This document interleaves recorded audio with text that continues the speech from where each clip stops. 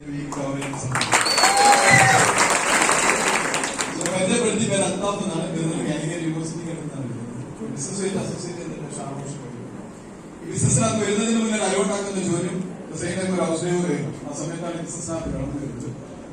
ഒരു 25,000 രൂപ അഡീഷണൽ വരുമാനത്തിന് വേണ്ടിയിട്ടാണ് ബിസിനസ്സിനകത്ത് കടന്നത്.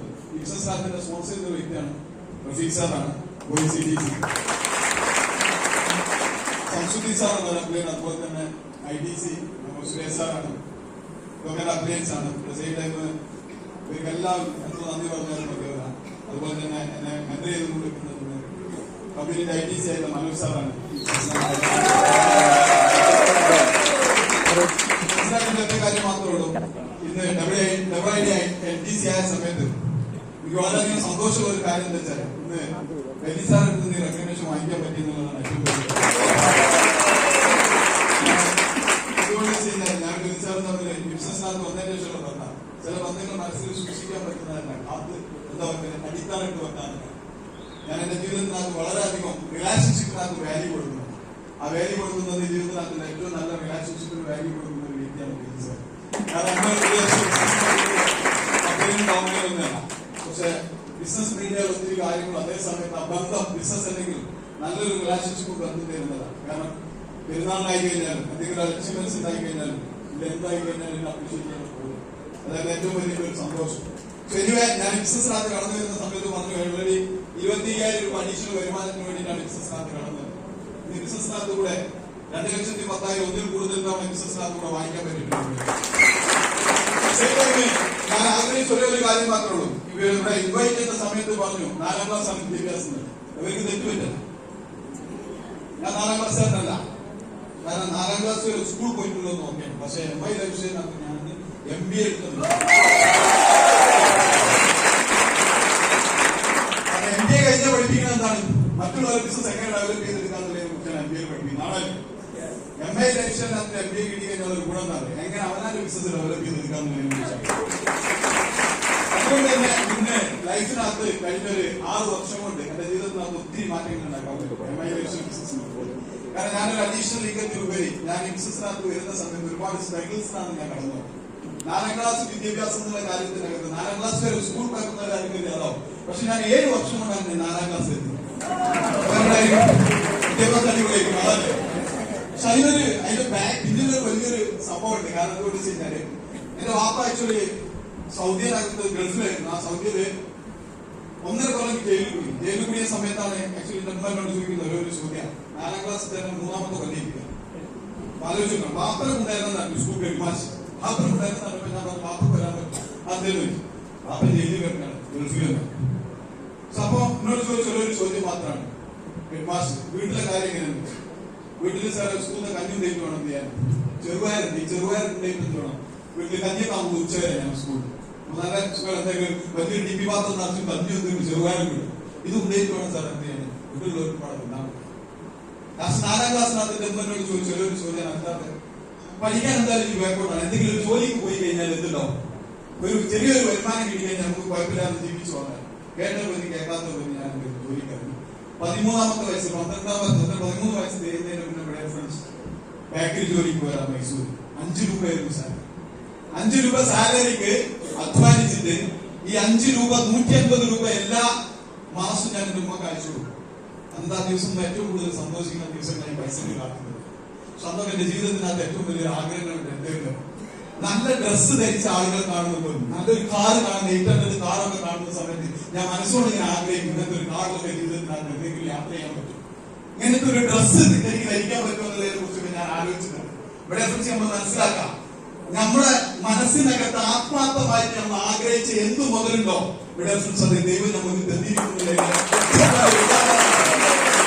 ആത്മാർത്ഥമായിട്ടുള്ള ആഗ്രഹം. ഞാൻ എന്റെ നാട്ടിൽ വന്ന് അവിടുന്ന് പിന്നെ ജോലിയൊക്കെ കഴിഞ്ഞ് വീട്ടിൽ വന്നിട്ട് ഞാൻ ബിസിനസ് ചെയ്യാൻ തീരുമാനിച്ചു. നാട്ടിൽ വന്ന് ഞാൻ ബിസിനസ് ചെയ്ത് 8 ഐറ്റംസ് 8 ബിസിനസ് ചെയ്തു. 8 നില പൊട്ടി. അതിനിടയിൽ കല്യാണം കഴിച്ചു 3 മക്കളുണ്ടായി. ആ 3 മക്കൾ ഉണ്ടായതുപരി ഏറ്റവും വലിയൊരു സമ്പാദ്യം ഇന്നലെ പള്ളിയിൽ ഒരു മീറ്റിംഗ് ഉണ്ടായിരുന്നു. ആ മീറ്റിംഗിനകത്ത് ഒരു കാര്യങ്ങൾ സംസാരിച്ച സമയത്ത് എന്നോട് അവർ ചെറിയൊരു ഡൗട്ട്സ് വന്നിങ്ങനെ സംസാരിച്ച സമയത്ത് ഒരാളെ എക്സ്പീരിയൻസ് ഷെയർ ചെയ്യുന്ന സമയത്ത് ഞാൻ പറഞ്ഞു ഞാൻ അതുപോലെ ഒരു എക്സ്പീരിയൻസ് ഉള്ള വ്യക്തിയാണ്. കാരണം എന്താ എന്റെ പെണ്ണുങ്ങൾ ശരിക്കും എന്റെ ജീവിതത്തിൽ അതിന് പെട്ടതാണ്. കാരണം എന്തുകൊണ്ട് വെച്ച് കഴിഞ്ഞാൽ എന്റെ പെണ്ണാണെന്ന് പലയും വരുന്നുണ്ടല്ലോ, അത് ബ്രോക്കർമാർ കൊണ്ടുവന്ന് ഇങ്ങനെ കാണിച്ച സമയത്ത് ഏകദേശം 1 ഏക്കർ ഭൂമിയിലാണ് എന്റെ തറവാട് കിട്ടുന്നത്, വീട് തറവാട് കിട്ടുന്നത്. പക്ഷെ ഇതാകെ 15 സെന്റ് സ്ഥലം എന്റെ വാപ്പാ കൊടുത്തു. ഇത് കണ്ടു കിട്ടിയതാ.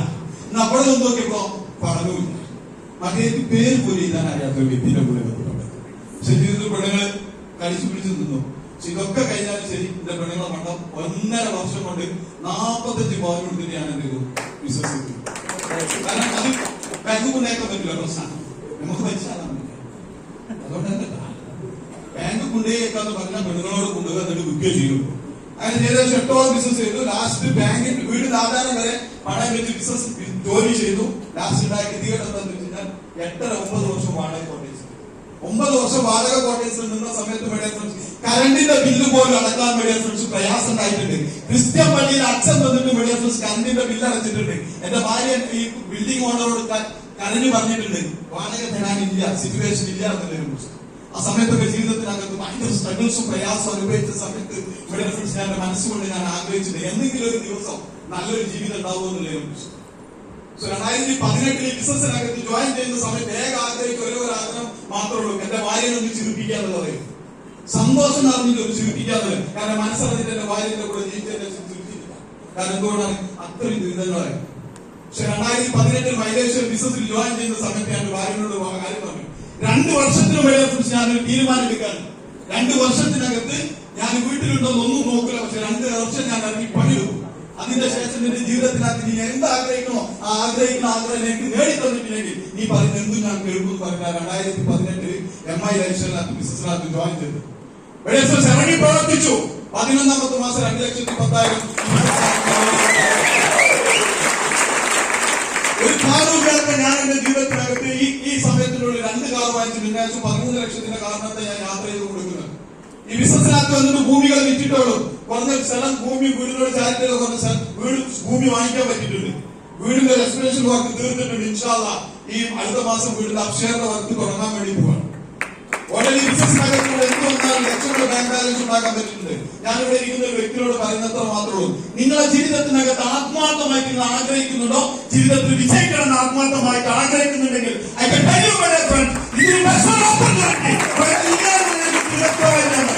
ഇതിന് നല്ല ഓപ്പർച്യൂണിറ്റി വേറെ എന്തെങ്കിലും ഞങ്ങളെ കൂടെ വരാൻ തയ്യാറാണ്. കാരണം 1 രൂപ പോലും ഇൻവെസ്റ്റ് ചെയ്യാതെ 6 വർഷം കൊണ്ട് എന്റെ ലൈഫിനകത്ത് ഞാൻ ആഗ്രഹിച്ച എല്ലാ ആഗ്രഹവും ഞാൻ നേടിയെടുത്തിട്ടുണ്ട്. ഇന്ന് ഞാൻ ആഗ്രഹിക്കുന്ന ആഗ്രഹവും എൻജോയ് ചെയ്യുന്നത് ആഡംബരമാണ്.